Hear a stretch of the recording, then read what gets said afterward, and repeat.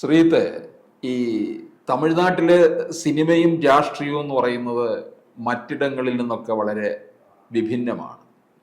തമിഴ്നാട്ടിലെ സിനിമാക്കാരെല്ലാം ഒരു സമയത്ത് രാഷ്ട്രീയത്തിലോട്ടെത്തും. അങ്ങനെയാണ് തമിഴ്നാട്ടുകാരും സ്വീകരിച്ചിട്ടുള്ളത്. അതുകൊണ്ട് തന്നെ തമിഴ്നാട്ടിലെ രാഷ്ട്രീയത്തിനും അതിൻ്റേതായ പ്രത്യേകതയുണ്ട്. മുൻകാല കാര്യങ്ങളൊക്കെ നോക്കിക്കഴിഞ്ഞാൽ MGR, അതുപോലെ ജയലളിത, ഇങ്ങനെ നീണ്ടുവരികയാണ്. കമലഹാസൻ പാർട്ടി ഉണ്ടാക്കാൻ നോക്കി, രജനീകാന്ത് നോക്കി, ഇപ്പോൾ ഒടുവിൽ വന്ന് വിജയ് അല്ലേ, തമിഴകത്തിൻ്റെ സൂപ്പർ നായകനായി നിൽക്കുകയാണ്. ആ വിജയിയുടെ പുതിയ നീക്കങ്ങൾ എന്തൊക്കെയാകും എന്നുള്ളതാണ് നമുക്ക് അറിയേണ്ട കാര്യങ്ങൾ. എന്തായാലും വിജയുടെ കരിയറിലെ ഏറ്റവും മികച്ച ഒരു സമയമാണിത്. ആ സമയത്താണ് ഇദ്ദേഹം സ്വന്തം പാർട്ടി ഉണ്ടാക്കുകയും അഭിനയം നിർത്തുമെന്ന് പറയുമ്പോൾ വളരെ ഞെട്ടലുണ്ടാക്കുന്ന കാര്യമാണ്. കാരണം ഇത്രയും വലിയ ഒരു നടൻ, കാരണം അദ്ദേഹത്തിൻ്റെ മൂല്യം തന്നെ കോടിക്കണക്കിന് രൂപയാണ്. അദ്ദേഹം അഭിനയിക്കാൻ, അതായത് സിനിമ ഇറങ്ങുമ്പോൾ ആ ദിവസം തന്നെ ആദ്യം അതിൻ്റെ ചിലപ്പോൾ അത് മികച്ചതാണോ മോശമാണോ എന്ന് പോലും വിലയിരുത്താതെ തന്നെ ജനങ്ങൾ, ലക്ഷക്കണക്കിന് പേർ അദ്ദേഹത്തിൻ്റെ ഈ ആരാധന കൊണ്ട് സിനിമ കാണുന്ന ഒരവസ്ഥ. അത്രത്തോളം കോടിക്കണക്കിന് മൂല്യമുള്ള ഒരു നടനാണ് ആ മൂല്യത്തെ വെളിയിൽ ചവിട്ടി എറിഞ്ഞുകൊണ്ട് ഈ രാഷ്ട്രീയത്തിലേക്ക് കടന്നു വന്നത്. ഇത് ഏറ്റവും അധികം അസ്വസ്ഥരായിട്ടുള്ളത് DMK ആണ്. DMK ആണല്ലോ ഇപ്പോൾ ഭരണത്തിലുള്ളത്. DMKയുടെ വോട്ട് ബാങ്കാണ് നിലവിൽ വിജയ് ലക്ഷ്യമിടുന്നത്.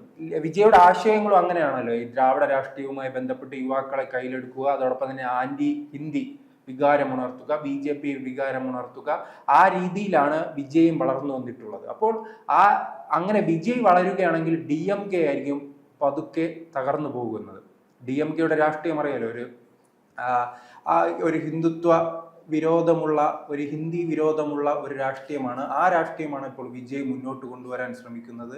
അതിനാൽ തന്നെയാണ് DMKയുടെ ഭാഗത്ത് നിന്ന് വിജയെ തകർക്കാനുള്ള വലിയ ശ്രമം നടക്കുന്നതായി മാസങ്ങളായി തന്നെ പറയുകയാണ്. അതിനിപ്പോൾ ഒരു സ്ഥിരീകരണം ഉണ്ടായോ എന്ന് നാം സംശയിക്കേണ്ടിയിരിക്കുന്നു. കാരണം ഈ പ്രശ്നത്തിൻ്റെ എല്ലാം തുടക്കം ഈ മാസം 12-ാം തീയതി കീർത്തി സുരേഷിന്റെ വിവാഹം ഗോവയിൽ വെച്ച് നടന്നിരുന്നു. അപ്പോൾ ആ വിവാഹത്തിൽ പങ്കെടുക്കുവാനായി ഒരു ചാർട്ടർ വിമാനത്തിലായിരുന്നു വിജയ് ഗോവയിലേക്ക് എത്തുന്നത്. അപ്പോൾ ആ ഗോവയിൽ എത്തിയതിനു ശേഷം അവിടെ ഈ പരിശോധന ഉണ്ടല്ലോ, ദേഹ പരിശോധന നടത്തുന്ന ചില ചിത്രങ്ങളും വീഡിയോയും പുറത്തു വന്നിരുന്നു. ആ വീഡിയോയിലാണ് തൃഷയും വിജയും ഇങ്ങനെ രണ്ടുപേരും അവിടെ ഒരുമിച്ചെത്തിയതായി ദൃശ്യങ്ങൾ പുറത്തു വന്നു.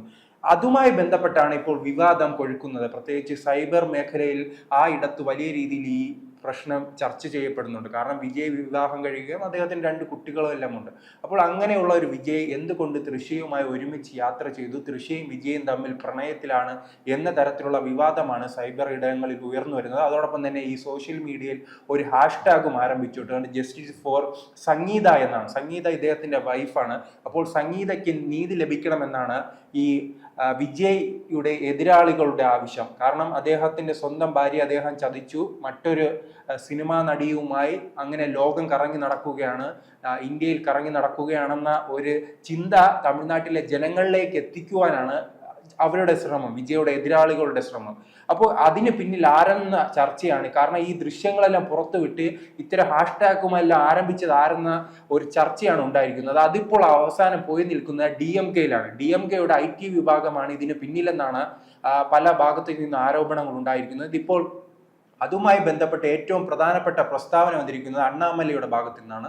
അണ്ണാമല പറയുകയാണ് കാരണം എല്ലാവർക്കും ഒരുമിച്ച് യാത്ര ചെയ്യാനുള്ള സ്വാതന്ത്ര്യമുണ്ട്, ആരോടൊപ്പം വേണമെങ്കിലും യാത്ര ചെയ്യാനുള്ള, അതിലെ വ്യക്തി സ്വാതന്ത്ര്യവുമായി ബന്ധപ്പെട്ടാണ്. അങ്ങനെ വ്യക്തി സ്വാതന്ത്ര്യവുമായി ബന്ധപ്പെട്ട വിഷയത്തിൽ DMK പ്രവർത്തകർ കടന്നു കയറുന്നു എന്നാണ് അണ്ണാമല പറയുന്നത്. അണ്ണാമലയും വിജയും അറിയാമല്ലോ, 2 രാഷ്ട്രീയ എതിരാളികളാണ്.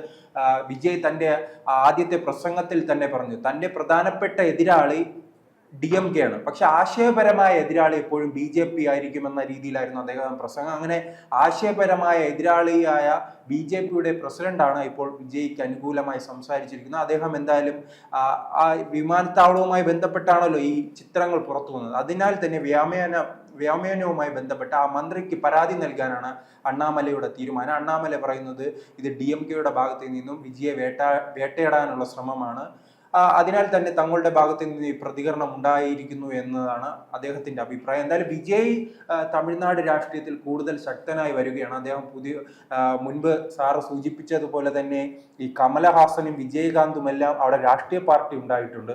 ഉണ്ടാക്കിയിട്ടുണ്ട്. പക്ഷെ ഈ കമലഹാസൻ തന്റെ സിനിമയുടെ ഇടവേളക്കിടയിലാണ് ഈ രാഷ്ട്രീയ പ്രവർത്തനം നടത്തുന്നത്. കാരണം അദ്ദേഹം ആ സമയം അഭിനയിക്കുകയാണ്. അഭിനയത്തിന്റെ ഇടയിൽ കുറച്ച് സമയം കിട്ടുമ്പോൾ പ്രചരണം നടത്തുന്നു, അണികളെ കാണുന്നു, വോട്ട് ചോദിക്കുന്നു, തെരഞ്ഞെടുപ്പിൽ മത്സരിക്കാൻ നിൽക്കുന്നു.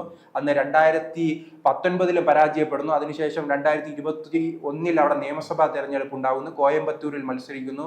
അവിടെ മലയാളികൾക്ക് ഏറ്റവും കൂടുതൽ വോട്ടുള്ള ഒരു നടനാണ്. പ്രത്യേകിച്ച് മലയാളികൾക്ക് കമലഹാസനോട് ഒരു പ്രത്യേക അടുപ്പം തന്നെ ഉണ്ട്. അദ്ദേഹം കാരണം ആദ്യം മലയാളത്തിലാണല്ലോ ബാലതാരമായ അദ്ദേഹം അഭിനയിക്കുന്നതും അതോടൊപ്പം തന്നെ അദ്ദേഹത്തിന് ഒരു ഇടതുപക്ഷ ചായ്വുള്ളതായും മലയാളികൾക്ക് പൊതുവെ ഒരു ധാരണയുണ്ട്. അതുകൊണ്ട് മലയാളികൾ ഏറ്റവും കൂടുതലുള്ള കോയമ്പത്തൂരിൽ മത്സരിക്കുന്നു. പക്ഷെ ദയനീയമായി തന്നെ അദ്ദേഹം പരാജയപ്പെടുകയാണ്. അതോടൊപ്പം തന്നെ വിജയകാന്തും തുടക്കത്തിലെല്ലാം അദ്ദേഹം മുന്നേറ്റം ഉണ്ടാക്കാൻ കഴിഞ്ഞെങ്കിലും പ്രതിപക്ഷ നേതാവായ എല്ലാം അദ്ദേഹം ഒരു കാലത്ത് മാറിയെങ്കിലും പിന്നീട് ആ പാർട്ടി അദ്ദേഹത്തിന്റെ ഭാര്യയ്ക്ക് വലിയ സ്വാധീനം വരുന്നു. പിന്നെ ഭാര്യയുടെ സഹോദരന് സ്വാധീനം വരുന്നു. അങ്ങനെ പാർട്ടി ആരെ ശ്രദ്ധിക്കാനില്ലാതെ തകർച്ചയിലേക്ക് പോവുകയാണ്. പക്ഷെ നമുക്ക് അങ്ങനെ വിജയെ താരതമ്യം ചെയ്യാൻ കഴിയില്ല. വിജയ് പൂർണ്ണമായി തന്റെ രാഷ്ട്രീയ ജീവിതം, സിനിമാ ജീവിതം പൂർണ്ണമായി ഉപേക്ഷിച്ച് പൂർണ്ണ സമയം രാഷ്ട്രീയത്തിലേക്ക് ഇറങ്ങുകയാണ്.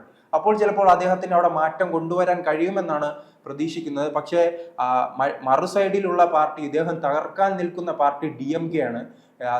കേരളത്തിൽ CPM-നേക്കാൾ കേഡർ പ്രസ്ഥാനമാണ് തമിഴ്നാട്ടിൽ DMK. അത്രത്തോളം ബൂത്ത് തലത്തിലും അതോടൊപ്പം തന്നെ മണ്ഡലം ലെവലിലെല്ലാം അത്രയ്ക്ക് പ്രാദേശികമായ നേതാക്കളുടെ ശക്തിയുള്ള ഒരു സ്ഥലമാണ് തമിഴ്നാട്ടിൽ DMK. പക്ഷെ അങ്ങനെ ഒരു പാർട്ടി എങ്ങനെ തകർക്കാൻ കഴിയുമെന്ന് അതെന്തായാലും ഇനി തെരഞ്ഞെടുപ്പുകളിലെ വ്യക്തമാകുകയുള്ളൂ. കാരണം ഇദ്ദേഹം പറയുന്നുണ്ട് താൻ 26-ൽ മുഖ്യമന്ത്രി സ്ഥാനാർത്ഥിയാകും, അതിനുശേഷം വിജയിക്കും, പല MLA-മാരും തന്റെ പാർട്ടിയിൽ നിന്ന് വിജയിച്ച് കയറുമെന്നെല്ലാം അവകാശപ്പെടുന്നുണ്ട്. എന്തായാലും 2026-ൽ സാധിക്കാൻ സാധ്യതയില്ല.